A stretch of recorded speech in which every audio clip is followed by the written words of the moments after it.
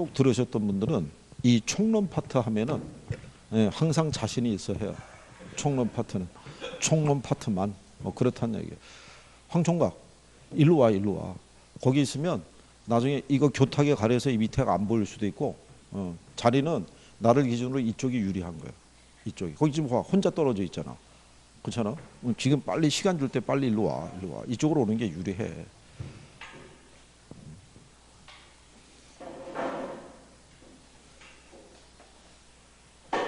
아니 그리고 뭐 들린 얘기하면은 저녁반분들은 지난주에 뭐 회식했나요? 어저께? 아니 무슨 뭐 공부도 아직 뭐 저기도 안 돼 있는데 찾는 건 다 찾는단 말이에요. 회식도 하고. 참. 나중에 그럼 틀림없이 100일 남겨놓으면 100일주도 마시겠네요. 심지어는 뭐 어디 아름아름 해가지고 작년 합격자 뭐 방석이라도 또 확보하는 거 아니에요? 하여간 뭐 행사는 다 하시려고 그러니까 참 이거 저기 개론에서는 그 포인트 대한 것만 잘 그 정리하셔도 무난하고요. 거기다 이번에 그 주택연금이 개정이 들어가요. 여러분들이 언론에서 보셨겠지만 그래서 주택연금의 가입 연령이 몇 세 이상이에요? 몇 세? 60세인데 그걸 50세로 낮춰주는 거예요. 50대로. 네, 그게 왜 그러냐면 요즘 왜 그 명퇴 이런 것도 있죠. 네, 그래서 지금 사회적으로 명퇴에서 나오는 연령대가 50대라고요. 그러니까 50대에서부터 소득이 끊기는 거예요. 네, 그러니까 그 주택을 담보로 해서 생활비를 갖다 지원받을 수 있게끔. 왜냐하면 50대 이후에 만약에 실업자가 되면 그 나이에 재취업한다는 거는 쉽지 않다고요.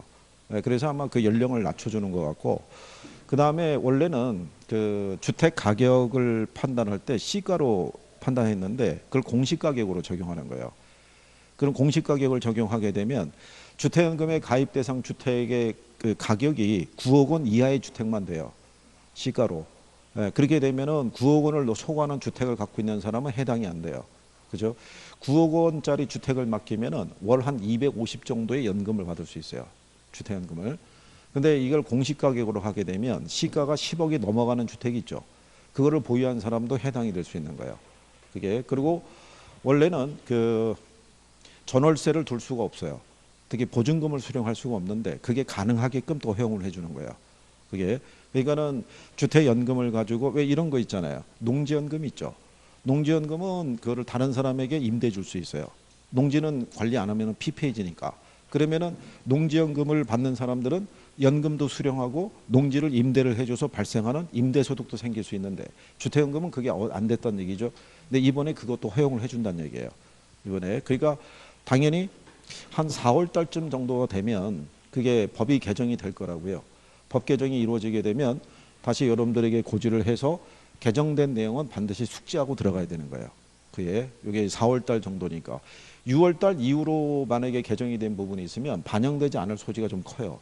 근데 상반기 내에 만약에 개정이 됐으면 반드시 숙지하고 들어가야 돼요. 그러면 나오면은 간단한 게 연령대부터 물어볼 수 있는 거예요. 포인트가 연령이니까. 그렇죠? 네, 그러니까 그런 것들은 추가적인 이제 자료 드릴 때 거기에다가 정리해서 드릴 테니까 그렇게 구별하시면 되겠고요. 그 다음에 요 분류가 있을 때요. 분류가 부동산이잖아요. 그죠? 그러니까 이게 토지의 분류가 있고요. 그 다음에 주택의 분류로 나눠져요. 그러면 예전에는 시험이 이 토지의 분류상에서만 언급을 했는데 근래는 여기서도 출제를 해요. 주택에 대해서도. 그러니까 두 가지에 대한 내용을 기본적으로 정리하시면 돼요. 근데 여기 토지의 분류를 보면요. 제일 먼저 우리 교재상에서 명시한 거 보면요. 국토의 계획 및 이용에 관한 법률상 분류라고 해놨죠. 그게 이제 국계법상에서 분류할 때 여기서는 이제 용도, 지역, 지구, 구역으로 나누죠. 근데 주로 이제 여러분들에게는 요 부분에 있을 때 우리나라는 이제 용도 지역으로 보면 도시지역, 관리지역, 농림지역, 그 다음에 자연환경 보전지역으로 나눠주고요. 도시지역은 다시 이 안에 주상공록으로 이렇게 또 세분을 하고 있어요. 그래서 여러분 시험에는 여기 있는 자연환경 보존지역 있죠. 요게 도시지역에 포함되는 걸로 바꿔서 한번 낸 적이 있고요. 그 다음에 여기 주거지역을 들어가게 되면 주거지역 안에 가게 되면 전용 주거지역이 있고요. 일반 주거지역이 있어요. 전용 주거지역이 1종, 2종이 있고요. 일반 주거지역이 1종, 2종, 3종으로 나눠져 있어요. 여기서 2종에 대한 거, 2종 전용 주거지역과 2종 일반 주거지역을 표현을 다르게 해서 한번 출제한 선례가 있어요. 최근에 나온 게. 그래서 기본적인 것 정도만 알아두셔도 되겠고요. 그 다음에 공간정보의 구축 및 관리 등에 관한 법률이 있어요. 여기에서는 토지에 대한 지목을 몇 개로 28개의 지목으로 나눠 놓고 있어요. 이 지목에 대해서도 문제가 출제가 됐던 선례도 있어요. 당연히 선례가 있는데 그렇다고 해서 28개의 지목을 학개론 시간에 정리하고 그러진 않아요. 이건 대부분 이제 공시법에서 정리하시면 되고 근래 여러분 시험에 그 지목에 대한 것이 나왔었을 때요. 22페이지 쪽으로 넘어가시면 지목에 대한 부분이 쭉 나와 있죠. 예, 나와 있을 때 23페이지 가시면 18번의 국어하고 19번의 유지 있죠. 예, 요 정도가 여러분 지문상에서 출제를 했던 거예요. 그러면 이게 이런 거예요. 자, 국어하고 유지 있죠. 이 뜻을 모르는 사람들은 제목만 갖고는 분류가 힘들어요. 우리 거기 보면은 10번이 학교용지고 11번이 주차장이고요. 12번이 주유소용지, 13번이 창고용지, 14번이 도로 뭐 이렇게 돼 있잖아요. 이거는 제목만 봐도 어떤 용도로 쓰이고 있다는 걸 우리가 확인할 수 있는데 국어나 유지는 확인이 안 되잖아요. 그러니까 국어하고 유지하고 제목만 바꿔서 출제한 선례가 있어요.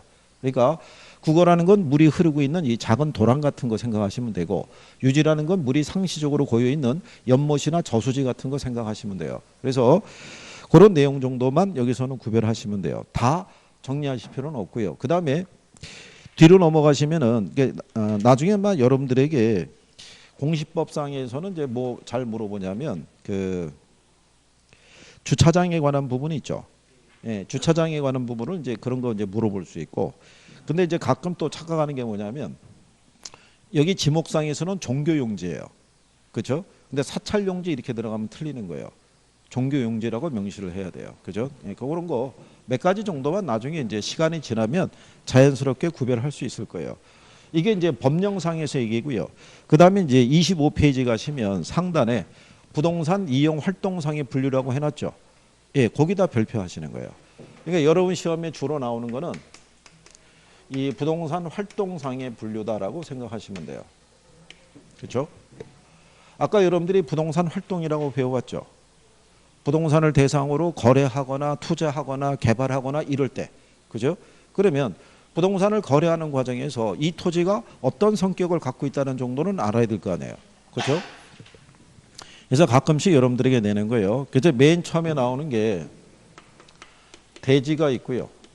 그 다음에 택지가 있고 제목이 부지 이렇게 나와 있죠. 그렇죠? 여기를 등호를 매기게 되면 이렇게 돼요. 그러니까 부지가 제일 포괄적인 용어라고 생각하시면 돼요. 그죠? 그러면 여기서 얘기하는 요 대지라는 애 있죠. 대지라는 애는 이 지목상에서 우리가 대라고 명시하는 거예요. 여기 있는 요 지목이 있죠. 지목의 부호를 대로 쓰는 거예요. 이게 터대자예요. 말 그대로 집을 지을 수 있는 땅이라고 생각하시면 돼요. 근데 이게 한문으로 쓰면은 나는 여러분 시험에 한문으로 나오면 거의 틀리는 경우가 부지기수일 거예요. 그죠? 옛날에 이 학교는 교과서가 한문으로 돼 있었어요. 민법도 쭉. 그래가지고 한문 모르는 사람들은 책을 받아들면은 5편부터 샀어요. 음을 달아야 되니까. 그러니까 이중고에 시달렸었는데 한글로 바뀐 다음에는 좀 낮은 거죠. 자, 그럼 이게 대라는 것은요. 주택이라든가 상가를 지을 수 있거나 아니면 이미 들어서 있는 토지를 뭐라 그런다. 그거를 대지라고 그러는데 이때 대지는 지목상 뭐로? 대로 명시하는 애예요. 그죠? 예. 우리가 건축 용지 중에서 쓰이고 있는 대지라는 개념하고는 성격이 틀린 거예요. 그쪽에서의 대지는 건축할 수 있으면 다 대지로 보는 거예요. 그죠? 이렇게 용도상에서 주택과 상가를 지을 수 있는 토지다 이렇게 분류하는 게 아니란 얘기죠. 근데 지금 얘기한 그런 얘기도 여러분 시험에 나온다 안 나온다? 안 나와요. 그냥 여기서 요 내용만 정확하게만 분류할 수 있으시면 돼요. 그 다음에 여기 있는 택지라는 애 있죠. 예, 택지라는 애는 여기에다가 공장까지도 지을 수 있는 땅이 바로 뭐다? 그게 택지예요. 근데 여기 있는 공장이 있죠. 공장은 지목상의 부호가 장이에요. 그러니까 지목의 부호가 틀리죠. 예, 그 원래는 이 지목의 부호를 적용하면은 앞글자를 따는 게 원칙이에요. 그러니까 얘가 공장이면 공이라고 해줘야 되는데 뒤에 글자를 땄다는 얘기는 얘보다 먼저 공을 딴 애가 있는 거예요. 공원용지 같이. 그래서 뒷글자를 땄다라고 보시면 돼요. 그러면 택지는 얘보다도 좀 더 포괄적이죠. 공장까지 지을 수 있는 땅이니까. 그렇겠죠? 그래서 일명 도시용 토지를 택지라고 그래요. 여러분들이 한계지라고 아시죠? 한계지. 한계지라는 게 뭘 얘기해요? 한계지라는 게. 응? 한계지라는 게. 한계지라는 게 택지용의 최원방권에 위치한 토지잖아요. 그러니까 택지로 쓸 수 있는 거는 이런 용도로 쓸 수 있는 가장 어떻게 돼요? 한계가 되는 거 아니에요. 또 도시의 끝이라고 봐도 되겠죠. 무슨 말인지 아시겠나요? 자, 그런데 여기 부지가 있어요. 부지는 뭐냐면, 자, 주택이나 상가나 공장을 지을 수 있다는 얘기는 얘네들이 다 건축 용지란 얘기죠. 그럼 여기 있는 부지라는 애는 얘는 포괄적인 개념이에요. 부지를 표현을 할 때는 항상 이 표현이 들어가요. 무슨 표현이? 포괄적이라고. 그러니까 이렇게 주택이나 상가나 공장을 지을 수도 있고요. 여기에다가 건축이 제한이 되는 용도로도 쓸 수 있다 없다. 예, 이거로도 쓸 수 있는 거예요. 그러니까 수도용지라든가 철도용지라든가 또는 도로 있죠. 예, 이런 용도로 쓰기 위해 쓸 때 그때 그 바닥에 제공되는 토지를 뭐라고 그래요? 부지라고 그래요. 이 부자를 바닥 부자라고 얘기를 해요. 그죠? 그래서 세 가지가 있으면 뭐가 제일 포괄적이다? 부지가. 그런데 그 시험상에서는요. 택지도 출제하고요. 부지도 출제하고 다 해요. 옛날에는 이것들을 잘 인용을 안 했는데 근래는 다 표현을 써요. 그 기본 용어 정도는 알아두셔야 되는 거예요. 이게 회차가 길어지죠. 길어지면은 특정한 파트에서는 그동안에 안 나왔던 애들도 다 인용을 해요. 낼 게 이제 제한적이잖아요. 그래서 여러분들이 부동산 투자론 같은 경우는 매년 7개에서 8개가 나와요. 근데 그게 29회까지 왔잖아요. 그러면 안 낸 게 어디 있겠어요? 웬만한 건 다 낸 거야. 웬만한 건. 그러니까 우리가 투자론 들어가면은 별도의 투자론 제목 자체에다가 별표를 해주죠. 그 나머지 용어는 다 알아둬야 되는 거예요. 어디서 인용이 된다라고 딱히 얘다 이렇게 하기는 쉽지가 않아요. 근데 기본적으로 나오는 애들은 정해져 있다고 봐야 돼요. 그런 것들만 잘 해주시면 돼요. 그러니까 용어를 빨리 이해하시면 돼요. 용어를. 그죠? 그러니까 여러분들 간에서도 안 되시면 스타디를 형성해서 그죠? 젊은 사람도 있으니까 뭐 밴드를 만들어서 그 안에서 의견을 주고받거나 아니면 모르는 걸 물어보거나 이렇게 하든가. 그죠? 어떻게 되긴 돼야 되잖아요. 어? 이 상태로 가면 어떻게 할 거예요? 그죠?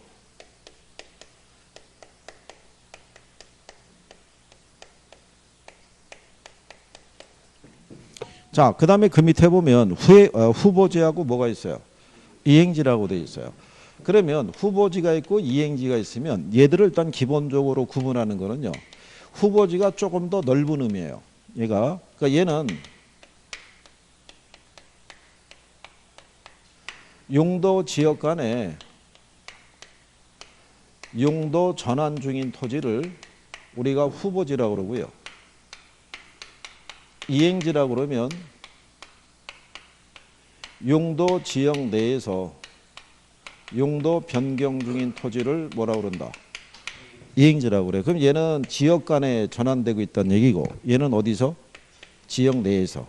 그죠? 예, 그 차이란 얘기죠. 그리고 거기 나온 것처럼요. 후보지 경우는 마지막 25페이지 하단에 가면 지목이 반드시 변경이 되나 이행지의 경우는 지목이 변경되기도 하고 그러하지 않기도 한다 뭐 이런 것 있죠. 그런 건 인용이 안 된다고 보시면 돼요. 나온 선례도 없고. 그러니까 참고하셔도 돼요. 그러면 뒷장으로 한번 넘어가 보세요. 구별을 해보자고요. 상단 박스에 보면은 자 토지에 대한 용도 지역의 분류가 나와 있죠. 거기 보면 택지 지역, 농지 지역, 임지 지역이라고 해놨죠. 그렇죠? 근데 농지 지역하고 임지 지역이 있죠. 이 상태에서는 바로 건축 행위가 불가능해요. 그렇잖아요. 그러면 얘네들을 우리가 건축하기 위해서는 대지 조성공사라든가 형질 변경을 다 해줘야 돼요. 그러면 일반적으로 거기 보면 택지 지역이 있고 농지 지역이 있고 뭐가 있어요? 임지. 그럼 얘네들을 우리가 비택지라고도 얘기를 해요. 바로 건축행위가 어렵다는 얘기죠. 근데 여기에서 만약에 무슨 지역으로? 택지 지역으로 이렇게 용도 전환이 이루어진 애들을 우리가 뭐라고 얘기한다? 그걸 후보지라고 얘기하는 거예요. 지역 간에. 이렇게 큰 틀에서. 그런데 농지 지역 안에 들어가게 되면 거기 전지, 답지, 과수원 이렇게 돼 있죠. 그 줄여서 우리가 전, 답, 과수원 이렇게 얘기를 해요. 그러면 농지 지역 안에 세분된 용도 지역에 이렇게 세 개가 있다는 얘기잖아요. 근데 이 중에서 밭이 논으로 이렇게 용도 변경을 할 수 있어요, 없어요? 밭이 논으로 이렇게 용도 변경을 할 수 있다고요. 이렇게 그러면 지역 내에서 용도 변경이 진행 중인 애들을 뭐라 그런다? 이걸 이행지라고 얘기하는 거예요. 그러면 택지 지역 안에서도 보면은 주거 지역, 상업 지역, 공업 지역이라고 있죠. 그러면 주거 지역이 있고 상업 지역이 있고 그다음에 공업 지역이 있을 때, 자, 도심 지역에 만약에 준 주거 지역이 있어요. 그럼 현재 공장 부지로 쓰고 있다가 얘가 만약에 상업 용지라든가 주거 지역으로 바뀔 수도 있어요, 없어요? 이렇게 지역 내에서 변화가 이루어지면 이행지라는 거예요. 안에서 이렇게 큰 틀에서 변화가 되면 후보지라고 얘기하는 거예요. 후보지. 이게 다 감정평가상의 용어예요. 그 무슨 얘기냐면 현재 농지인데 얘가 택지 후보지로 지정이 되면 쓰임새가 틀려지죠. 그럼 가치가 틀리죠. 네, 그래서 감정평가상의 용어로서 우리가 활용하는 거예요. 무슨 말인지 하시겠어요? 그래서 여기를 왜 제목을 노란색으로 달아주냐면 답으로 가끔씩 유도해요. 제목을 바꿔서. 그러니까 그런 정도 알아두시면 되겠고. 그 다음에 그림 밑에 가게 되면 필지하고 뭐가 있어요? 네, 획지가 있어요. 자, 그러면 요 필지라는 것은요, 우리가 토지를 관리하기 위해서 만들어낸 단위가 필지예요. 필지. 자, 원래 이 토지라는 거는 자연물이었잖아요. 그죠? 소유관계가 구별이 안 돼 있다가 이게 이제 개인 소유가 되면서 소유관계가 어떻게 돼요? 나눠지겠죠. 그거를 이제 구별하기 위해서 요 필자라는 게 세필이라는 거예요. 가나다란 붓으로 어떻게 돼요? 소유권의 경계를 구별을 해준 거예요. 그래서 우리는 등기할 때 필지별로 뭐 하도록 돼 있어요? 등기하도록 돼 있어요. 그래서 여러분들이 여기 있는 필지라는 것은 법률적 개념에서 토지 등기 단위라고 보시면 돼요. 그러면 얘가 등기 단위지 면적 단위를 얘기하는 건 아닌 거예요. 모든 이 토지에 대한 부분을 보시게 되면 여기 있는 이 안에서 이거는 갑의 소유고 이거는 을의 소유고 이거는 병인, 이거는 정의 소유다 뭐 이런 식으로 나눌 거 아니에요. 그죠? 그때 필지별로 다 등기하도록 돼 있죠. 근데 면적은 다 같아요, 틀려요? 면적은 다 틀리다고요. 그러니까 얘가 등기 단위지 무슨 단위는 아니라는 거예요. 면적 단위를 표현하는 건 아니라는 거예요. 자, 그래서 얘는 토지 소유자의 뭐를 구분하기 위한 개념이에요. 예, 권리 관계를 구분하기 위한 개념이 뭐예요? 필지예요. 그러니까 소유권이 미치는 범위와 한계를 구별을 해주는 거예요. 무슨 말인지 아시겠나요? 예. 그 다음에 여기 있는 이 획지라고 돼 있어요. 획지라는 것은 경제적인 측면에서 토지에 뭐를 구분하기 위한 개념이다. 네, 가격 수준을 구분하기 위한 개념이에요. 거기 보시면 이렇게 돼 있죠. 획지는 인위적, 자연적, 행정적 조건에 의해서 다른 토지와 구별되는 가격 수준이 비슷한 일단의 토지를 말하며 이렇게 나와 있죠. 그렇죠? 예. 그럴 때 그 조건이라는 거는 이렇게 생각하시면 되죠. 서울에 가면은 이 한강이라고 있어요. 그죠? 그러면 이 한강변에 이렇게 늘어서 있는 아파트들이 있죠. 이 아파트들은 이 안쪽에 있는 아파트들에 비해서는 시세가 어떻게 돼요? 비싸요. 그죠? 행정상의 구역은 틀려도. 그리고 왜 시세를 비싸게 묶어서 평가하냐면 한강에 대한 조망권이 확보가 되잖아요. 그죠? 네, 그래서 이런 애들은 무슨 조건을 공유하고 있는 거예요? 자연적 조건을. 자연적 조건을 공유하면서도 가격 수준이 비슷한 일단의 토지를 묶어서 뭐라고 그런다? 획지라고 얘기하는 거예요. 그 여기 늘어서 있는 토지들은 행정상의 단위는 같아요, 틀려요? 다 틀려요. 구도 틀리고. 그래도 이 조건을 공유하고 있기 때문에 가격대를 묶어서 평가할 수 있다는 얘기예요. 무슨 말인지 하시겠어요? 예를 들어서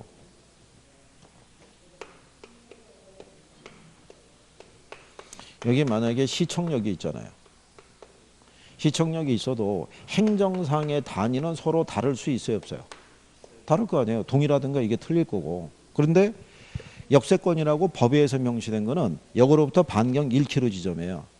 여기를 역세권이라고 그래요. 그럼 역세권에 들어가 있는 이 토지들은 이 토지대에 비해서는 가격대가 어떻게 돼요? 비쌀 거 아니에요. 그러니까 걔들을 묶어서 평가할 때 그 단위를 우리가 획지라고 얘기한다고요. 무슨 말인지 아시겠어요? 자, 그럴 때 그 밑에 가보면 필지와 획지의 관계라고 돼 있죠. 거기 보면 한 필지의 토지가 둘 이상의 가격 수준을 나타내는 경우에 둘 이상의 획지로 구분할 수 있고 둘 이상의 필지가 하나의 획지가 되는 경우도 있다 이렇게 해놨죠. 여러분들이 지난번에 간평할 때 뭐 배우셨냐면 이거 배웠어요.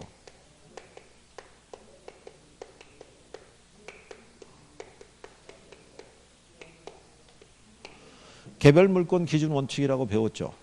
어? 감정평가 규칙에 있는 거라고. 자, 여기서 얘기하는 건 뭐냐면 감정평가는 개별평가가 원칙이라는 거예요. 그렇죠? 왜 개별평가를 하는 게 원칙이에요? 왜? 어? 평가는 왜 개별적으로 해야 돼요? 우리가 지난번에 이렇게 해줬잖아요. 모든 토지는 위치가 같아요, 틀려요? 아, 틀리니까 이 평가가 원칙이라고요. 그죠? 예? 아, 지금 여러분들도 옆 사람하고 가치가 똑같다 그러면 서로 삐질 거 아니에요. 그죠? 내가 얘보다 좀 더 난데 이렇게 생각할 거 아니에요. 사람마다 다 개성이 있어요, 없어요? 다 개성이 있다고요. 그죠? 특히 여자분들에게 옆 사람하고 아주 닮으셨군요. 이렇게 얘기를 해보세요. 그죠? 예, 난리 나는 거죠. 그죠? 그래서 원래 따로따로 해야 되는데 여기 한 필지의 땅이 있잖아요.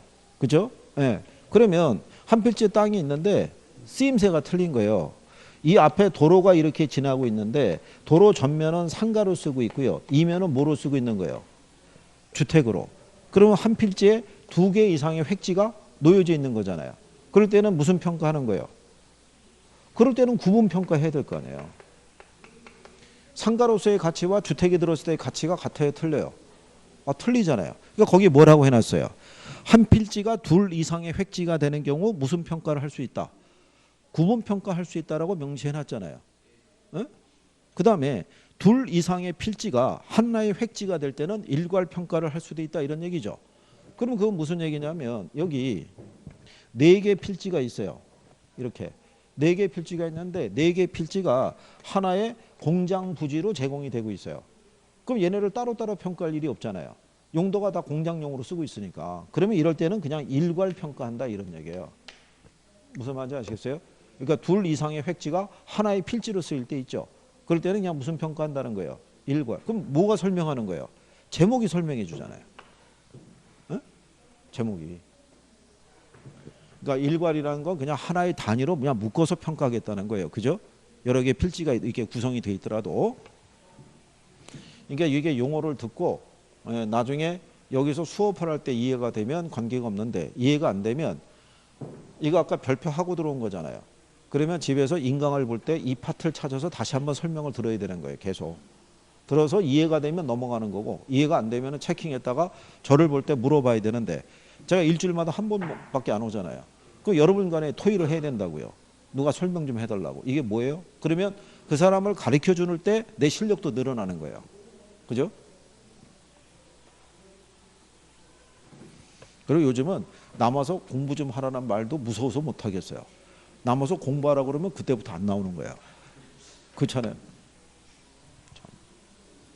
근데 그건 여러분들이 마음을 다 잡고 해줘야 되는 거예요. 그렇잖아요. 항상 시작할 때는 그냥 굳은 결심을 하고 그러는데 와서 수업 듣다 보면 조금씩 무너진다고요. 그죠? 그리고 여기 앉아있는 시간도 지겹기도 하고. 그러면은 자꾸 이제 뭐 하는 생각 들어요. 내일은 쉴까? 다음 주부터 시작할까? 뭐 이렇게 가다 보면 금방 가는 거예요, 이거. 그러니까 누가 더 많이 걱정이 되는 거예요? 선생이 더 많이 걱정이 되는 거예요. 그죠? 이제 여러분들하고 저하고 만날 수 있는 회차가 많지 않아요. 에? 작년 11월에서 한 40번이었는데 벌써 몇 달이 지난 거예요. 4개월이 지났다고요. 그죠? 그럼 거기서 16번 빼야 돼요. 여러분들하고 저하고 만날 수 있는 게 24, 5번 나오면 끝나는 거예요. 1년이 금방 간다고요. 에?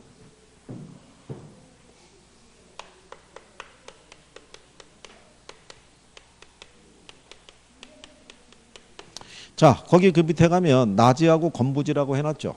예, 그러면 나지라는 건 뭐예요? 나지. 아니 거기 그 26페이지 밑에서 두 번째 줄 있죠. 예.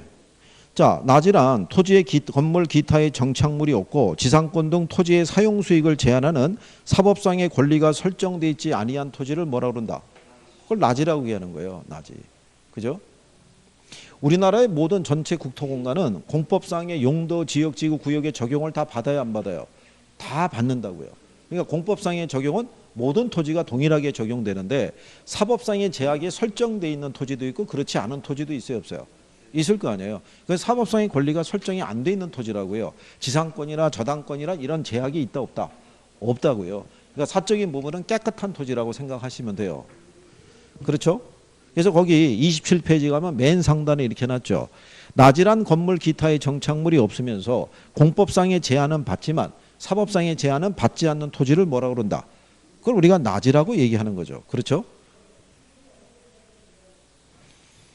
자, 그랬을 때 그러니까 얘는 지상에 뭐가 없는 거예요. 건축물이 없고 그 다음에 건부지라는 거는 지상에 뭐가 들어서 있어요.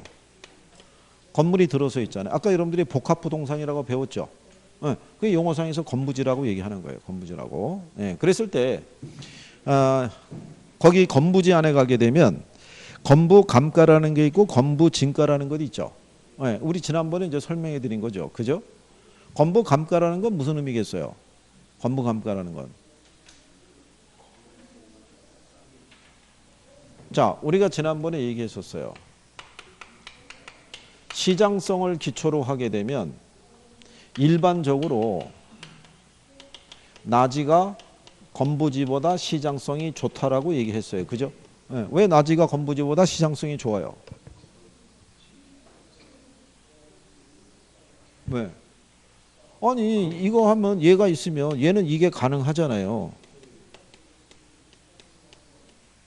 이게 가능하니까 얘보다는 얘가 시장성이 좋은 거 아니에요. 그죠? 그러면 최이호 이용이라는 거는 뭐 얘기하는 거예요? 최이호 이용이라는 거. 최이호 이용이라는 거. 여기 전철역 있죠? 예, 이 주변에 들어서 있는 건물의 용도 있죠? 예, 주택이 많아요? 아니면 상가나 오피스가 많아요? 상가가 많을 거 아니에요. 그럼 이 주변에다가 개발하는 사람들은 다 상가나 오피스를 지으려고 그럴 거 아니에요. 그게 최이호 이용이라고요. 누구라도 생각할 수 있는 가장 일반적이고도 보편적인 이용이 무슨 이용이에요? 그게 최이호 이용이라는 거예요. 그러면 지난번에 이렇게 설명했잖아요. 서울에 가면은 태아란로라고 있어요. 삼성역에서부터 해서 강남역까지 이렇게 쭉 늘어서 있는 대로가 있는데 여기는 공시 가격이 어떻게 돼요? 굉장히 비싸겠죠. 그러면 이 지역의 최이호 이용은 뭐가 되겠어요? 가보시면은 전부 다 고층의 오피스들로 들어서 있어요. 그럼 이 지역의 최이호 이용은 뭐가 된다? 고층의 오피스가 되는 거예요. 그죠? 그럴 때 여기 A지가 있어요. A지는 지상에 아무것도 없어요. 근데 여기 B지가 있어요. 근데 B지는 지상에 한 5층 규모의 건물이 들어서 있어요. 그러면 A지가 시세가 한 20억 되고요. B지도 시세가 한 20억이에요. 그죠? 그러면 개발업자는 A지는 그냥 20억을 주고 매수해서 바로 이 이용을 하려고 할 거예요. 그죠? 이게 가능하잖아요. 비어 있으니까. 근데 B지는 20억에 매매가 되질 않아요. 20억에서 매수하는 사람은 빼달라고 얘기할 거예요. 왜? 이런 최이호 이용을 하려고 그러면 이걸 철거해야 되거든요. 그럼 철거비를 공제해야 되니까 얘가 거래되는 거는 20억이 아니라 한 18억에 거래될 거 아니에요. 그러면 여기 있는 나지보다는 거래되는 가격이 싸잖아요. 이유는 뭐 때문에? 건물 때문에. 최이호 이용에 제약을 받을 거 아니에요. 그로 인해서 토지의 가치가 낮게 평가되는 걸 건부감가라고 얘기를 해요. 무슨 말인지 하시겠어요? 대신에 건부증가가 발생하는 경우도 있어요. 예외적으로. 그러니까 항상 예외적인 조항이라는 건 존재한다 안 한다? 존재하는 거예요. 그래서 일반적으로는 얘가 시장성이 높지만 예외적인 경우도 있어요. 나지보다는 뭐가? 건부지가 가치가 더 높게 평가가 될 때 그때는 건부증가가 발생한다고 그래요. 그러니까 개발 제한 구역 내에 들어서 있는 건부지 있죠. 건물이 들어서 있는 거. 그건 예외적으로 가치를 인정해 주는 거예요. 자, 그래서 그리고 이제 지난번에 설명했지만 27페이지 상단 그 박스에 보시면 참고란에 일본에서는 나지를 다시 갱지하고 뭐로 구분한다는 거예요. 저지하고 구분하는데 여러분 시험상에서는 이걸 갖고 인용해 주는 그런 부분은 없어요. 그냥 여기 갱지하고 저지는 둘 다 나지예요. 건부지는 아니고. 근데 여기는 아까 우리가 뭐라고 그랬냐면 요 지역이 있을 때요. 여기 만약에 상업지역이다 이런 얘기예요. 그럼 여기가 상업지역이라고 얘기하는 것은 이미 공법상에서 용도 지역을 지정을 했다는 얘기잖아요. 그러니까 공법상의 제약은 다 받아요, 안 받아요? 다 받을 거라고요. 그럴 때 여기 일단에 이렇게 토지가 있어요. 3개 토지가 있는데 여기 있는 C지는 건물이 들어서 있어요. 그러면 이 토지는 건부지예요. 근데 A지하고 B지는 건물이 없어요. 그럼 둘 다 낮이잖아요. 낮인데 B지는 이 토지의 지상권이나 저당권이나 이렇게 사적인 제약이 설정되어 있는 토지예요. 그러면 이 토지를 일본에서는 저지라고 그래요. 근데 얘는 그런 것들이 설정이 전혀 안 돼 있는 애 있죠. 얘들을 갱지라고 얘기하는 거예요. 그러니까 우리나라의 낮이하고 갱지가 같은 논리란 말이죠. 그러니까 굳이 이거를 구별할 필요가 없다는 얘기가 일본에서는 시장성 유무를 좀 더 세분하기 위해서 갱지와 저지로 나눴다고 생각하시면 되는 거예요. 그러니까 우리는 법률상에서 이거하고 같은 개념이잖아요. 그러니까 따로 저지라는 개념을 갖고 물어볼 일이 있다 없다? 없어요. 그냥 그 정도로만 알아두셔도 돼요. 그 밑에 가시면 맹지하고 그 다음에 뭐가 있어요? 대지가 있을 때 요 대자라는 게 자루 대자예요. 이게 그러니까 대지라는 건 자루형 모양의 토지를 지칭하는 거예요. 그죠? 이렇게 도로가 있을 때요. 여기 B지를 보게 되면 얘는 도로하고 연결된 통로가 없죠. 네, 그 상태의 토지를 우리는 뭐라고 그래요? 맹지라고 그래요. 근데 여러분들이 보시다시피 맹지는 뭐가 제한이 돼요? 건축이 제한이 돼요. 우리가 건축물을 건축하기 위해서는 뭐가 확보가 돼야 되냐면 도로가 확보가 돼야 돼요. 얘는 도로가 전혀 확보가 안 돼 있잖아요. 그죠? 그러면 대지라는 애는요. 도로하고 연결된 뭐가 있어요? 통로가 있는 거예요. 그 연결된 통로를 갖고 있는 애들을 뭐라고 그런다? 걔를 대지라고 얘기하는 거예요. 대지. 근데 이것도 물론 이제 세부적으로 들어가면은 여기에 일정한 뭐 연면적 이상의 건축물을 지으려고 그러면 도로가 또 확보가 돼야 돼요. 2,000평방미터 건축물 지으려고 그러면 4m 이상의 도로가 확보가 돼야 돼요. 근데 그게 또 확보가 안 되면 평가사 입장에서 보면 걔도 그냥 맹지 취급해요. 그렇죠? 그래서 이제 나중에 여러분들이 요 관계 때문에 민법에서 유역지, 승역지 이런 거 배우죠. 그렇죠? 그리고 주의토지 통행권 이런 거 배우시잖아요. 그러니까 그런 기본적인 용어를 일단은 개론에서는 용어 정도만 설명해 드리고 거기에 법률적 관계는 여러분들이 민법이나 공시법 등에서 배운다고요. 그렇죠? 그거를 누가 일단 알고 있어야 돼요. 중개업자가. 그러니까 물건을 설명해 줄 거 아니에요. 어? 이거 나중에 잘못 설명해 갖고 이거 낭패 보는 경우도 많아요. 도로가 있다고 그래 가지고 이게 맹지가 아니구나 뭐 이렇게 됐을 때. 그죠? 언론에서 방송에도 그런 거 나오는데요. 참 이 평평하고 주변의 경관도 아주 수려한 땅이 있는데 맹지라는 거죠. 한가운데. 그러니까 주변으로 나갈 수 있는 탈출구가 있다 없다? 없는 거죠. 근데 그런 거 보고 속아가지고 거래하는 경우도 있어요 없어요? 많아요. 그런 게 의외로 아직도 많다는 얘기예요. 그죠? 그러니까 저런 세부적인 거는 누가 이제 알아서 여러분들이 알아서 이제 여러분을 찾아오는 고객에게 부연 설명을 잘 해줘야 된다고요. 그죠? 자, 그 다음에 이제 뒷장으로 가면 양가로 6번에 법지하고 그 다음에 뭐 있어요? 빈지 이렇게 있어요.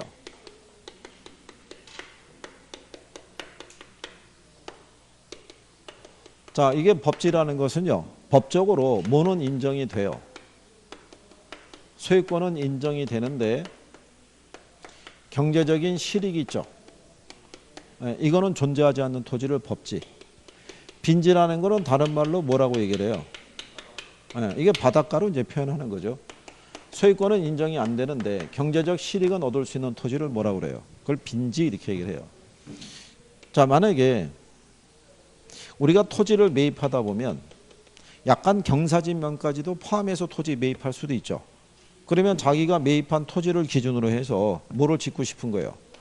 건축물을 짓고 싶을 때 이쪽에 아랫면에 이렇게 또 주택들이 있어요. 그러면 얘를 건축하는 과정에서 이 경사진면이 붕괴되거나 뭐 무너질 우려가 있을 수 있잖아요.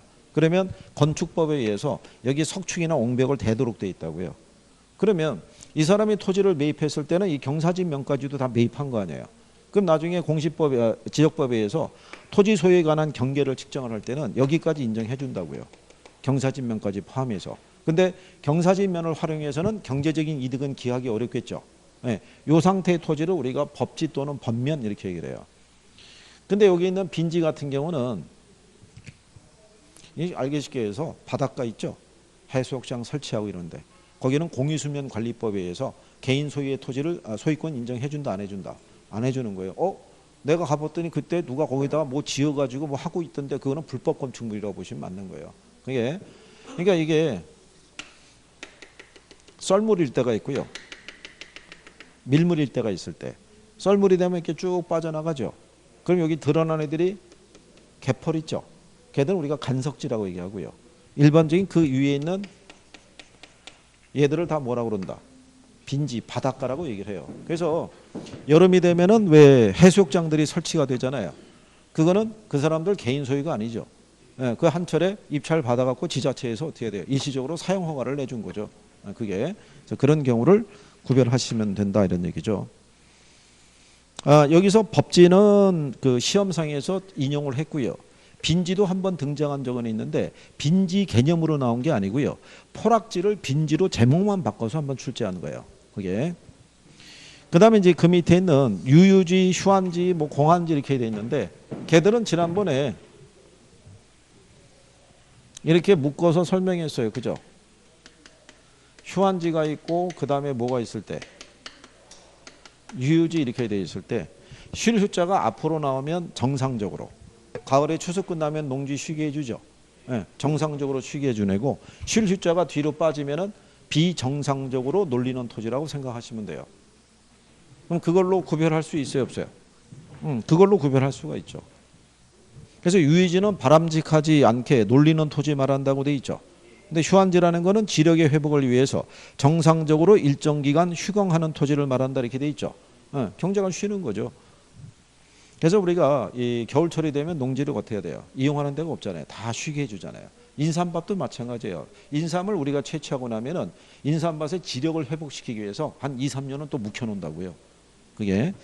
자, 그런 내용으로 여러분들이 보시면 되겠고요. 자, 그 다음에 그 양가로 8번에 보면 공지라고 돼 있죠. 그 공지라는 애는요. 건축법에 의해서 한 필지 내에서 건물을 꽉 메워서 건축하지 않고 비워둬야 되는 토지 얘기예요. 여기가 100평방미터의 토지가 있다 그러면 얘를 다 연면적 100평방미터로 해서 건물을 올릴 수 있는 게 아니라 일정한 우리가 뭐를 확보를 해야 돼요. 공간을 확보를 해야 된다고요. 일조권 문제도 있고 나중에 소방 안전 등의 문제도 있기 때문에 그래서 만약에 일반 주거지역의 건폐율을 100분의 60을 주면은 이 중에서 연면적이 60평방미터 정도의 건축물만 지을 수 있고 나머지 40은 어떻게 돼요? 비워둬야 돼요. 이 토지를 뭐라고 그런다? 이걸 공지라고 얘기하는 거예요. 이게 건물이 안 들어서 있다고 해서 얘를 낮이로 보면 안 되죠. 낮에는 건축을 할 수 있지만 얘는 건축이 제한되는 경우니까.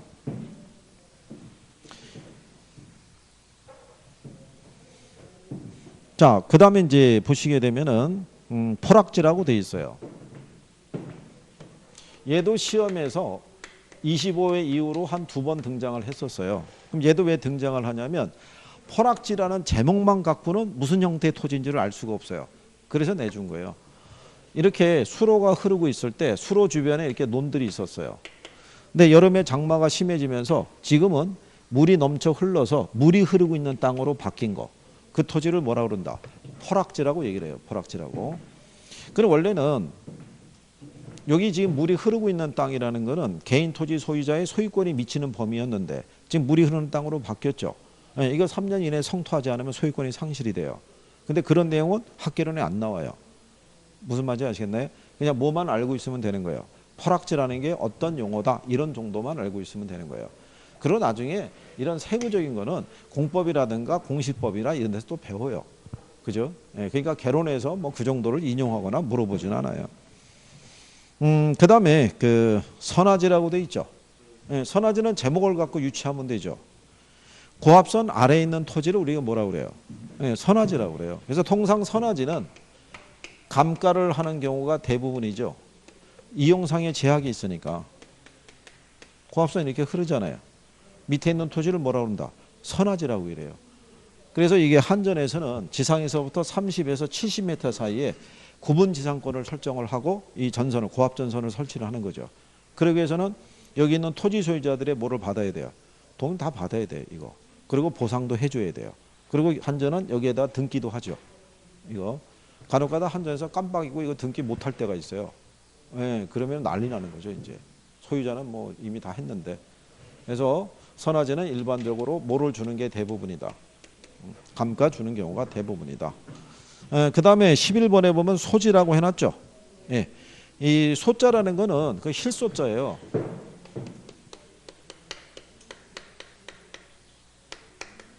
이게 소지를 나타내는데 말 그대로 깨끗한 토지예요. 그러니까 깨끗하다는 건 뭐냐면 개발되기 이전에 자연적인 상태 그대로의 토지를 뭐라고 그래요? 소지라고 그래요. 원지하고는 성격이 틀려요. 원지는 도시지역에 있는 토지를 얘기하는 거예요. 여러분들이 왜 도시지역에 가게 되면요, 주차장으로 쓰고 있거나, 그렇죠? 그런 땅들이 있죠. 그러면 그 비싼 지역에서 왜 주차장으로 쓰고 있겠어요? 개발 여건이 아직 성숙이 안 된 거예요. 그렇다고 땅을 놀리느니 기본적으로 주차장 등의 용도를 일단 쓰고 있는 거예요. 그러다가 만약에 경기가 호황이고 개발 여건이 성숙이 되면 그때 걔네가 원재료로 투입이 되는 거예요. 원료로. 그러니까 성격의 의미가 틀린 거예요. 그러니까 원지라는 개념으로는 출제한 적이 없어요. 소지는 출제한 선례가 있어요. 용어 정도는 구별할 수 있으시면 돼요. 그 소지도 왜 냈겠어요? 제목만 보고는 무슨 말인지 모르잖아요. 그러니까 출제자들이 내는 거예요. 무슨 말인지 하시겠어요? 그리고 거기 그 29페이지에 가면 예제 있죠. 예제. 자, 우리가 이제 늘상 얘기하지만 문제를 풀 때 예제 보시면 토지의 분류에 관한 설명으로 옳은 것 모두 고른 것이라고 해놨죠. 근데 기억해 보면 나지는 필지 중에 건축물을 제외하고 남은 부분의 토지를 말한다고 해놨잖아요. 그렇죠? 그럼 우리가 아까 나지의 개념 본 거하고는 성격이 틀리죠. 이거는 거의 공지 개념을 얘기한 거예요. 그러면 기억이 틀리다는 얘기는 1번하고 2번하고 3번은 답이 아닌 거예요. 기억이 들어가 있으니까. 그렇죠? 그럼 남는 게 4번하고 5번이 남았죠. 그럼 차이가 니은이잖아요. 부지는 일정한 용도로 제공되고 있는 바닥 토지를 말하고 하천, 도로 등의 바닥 토지에 사용되는 포괄적인 용어라고 해놨죠. 그럼 니은이 맞는 거예요. 그럼 답은 4번이 되는 거예요. 그럼 밑에 디귿하고 리을하고 미음은 풀 이유가 없는 거죠. 무슨 말인지 아시겠나요? 그래서 난이도가 이렇게 나오는 애가 쉬운 거예요. 그러면 이거 요령을 분명히 자꾸 숙지를 해야 돼요. 숙지를. 그래서 여러분들이 1분 안에 문제를 빨리빨리 풀어야 돼요. 1차는 시간 싸움이에요. 시간. 그래서 학계로는 난이도에서 이론에 대한 부분을 계산을 10문제씩 주는 상황에서는 어렵게 줄 이유가 없는 거예요.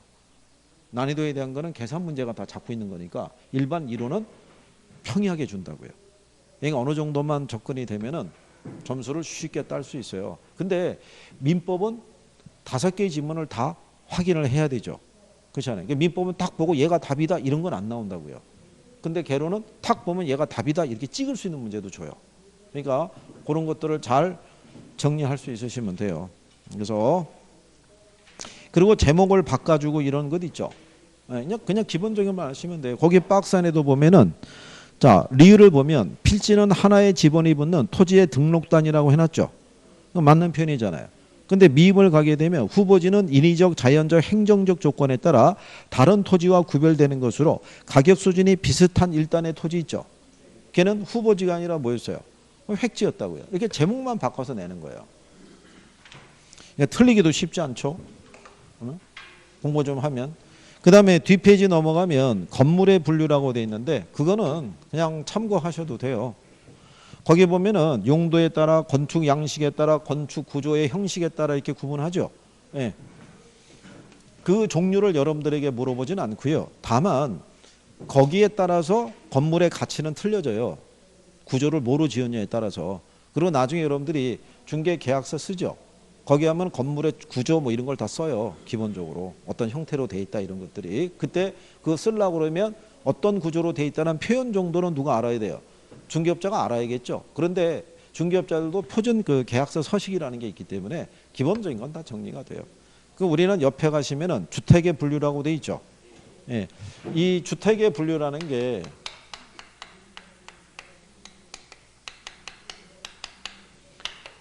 건축법상에서는요. 단독주택하고 무슨 주택이 있어요? 공동주택으로. 그래서 단독주택 들어가면 단독주택이 있고요. 다중주택이 있고 다가구, 공간 이렇게 구별을 해요. 그래서 여기서 이 단독이라는 건요. 소유권이 하나만 있는 것을 우리가 단독주택의 범주에 포함을 시켜요. 여기 다중이라는 거는 이 고시원 같은 거 생각하시면 되고요. 여기 있는 다가구라는 거는 원룸 아시죠? 예, 그러니까 얘네들도 소유권이 어떻게 돼요? 하나만 있는 거예요. 그러니까 여기 있는 이 공동주택은 구분 소유라고 얘기하죠. 소유권이 여러 개가 있는 거예요. 그래서 여기 들어간 애들이 연립주택도 있고요. 아파트도 있고 다세대도 있고 그 다음에 기숙사도 있는 거예요. 그러니까 여기도 다가 들어가는데 여기다 세를 집어넣게 되면 이게 대학교 이름 나오죠. 예, 이렇게 붙는 애들은 공동주택의 범주에 포함된다라고 보시면 되겠고, 그 다음에 주택법에 보게 되면요. 여러분 시험에서 인용이 되는 게 준주택하고 도시형 생활주택이라고 있어요.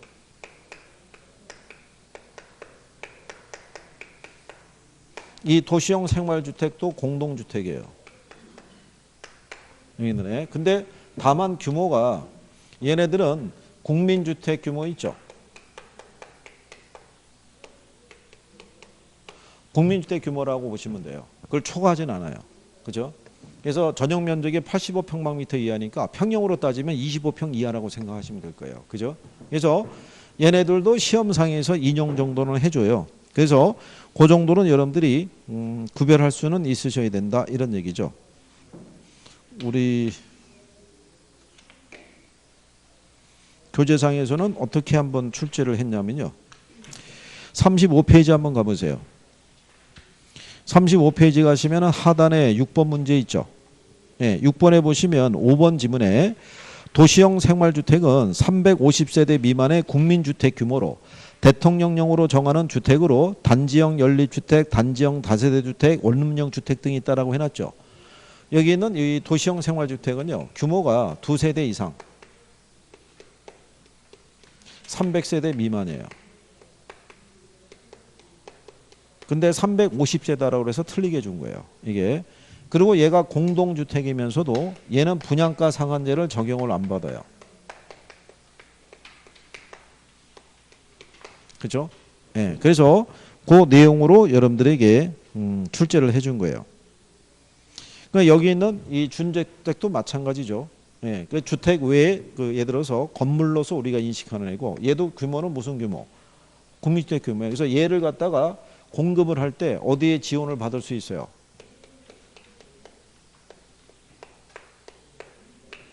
주택도시기금에 지원을 받아서 얘가 공급할 수 있는 거예요. 그래서 이것도 시험에 한번 나온 거예요. 얘를 공급을 해줄 때는 국민주택 규모를 초과하는 주택에 대해서는 이 지원이 어려워요. 그래서 그 초과하는 주택에도 리모델링을 할 때 기금 지원해 준다 그래서 틀리게 한번 출제한 거예요. 이게 재작년이죠 벌써. 그래서 그러니까 여기는 용어에 대한 것만 정확하게 알고 있으면 뭐 틀릴 일이 별로 없어요. 이쪽에서는.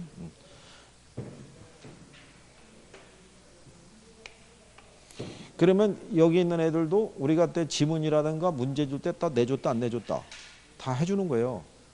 그러니까 복습을 할 때 좀 확인도 해보시는 것도 필요한 거예요. 그죠? 그러면 제가 여기다가 자료를 드릴 때는 교과서에서 조금 빠져 있거나 이런 게 있으면은 그런 걸로 보완을 해주는 거예요. 이거 가지고 꼭 복습을 하시고 찾아보고 이렇게 해야 되는 거예요. 무슨 말인지 아시겠죠? 예, 그래서 여기까지 일단 하신 거예요. 잠깐 쉬었다가 부동산 특성으로 가죠.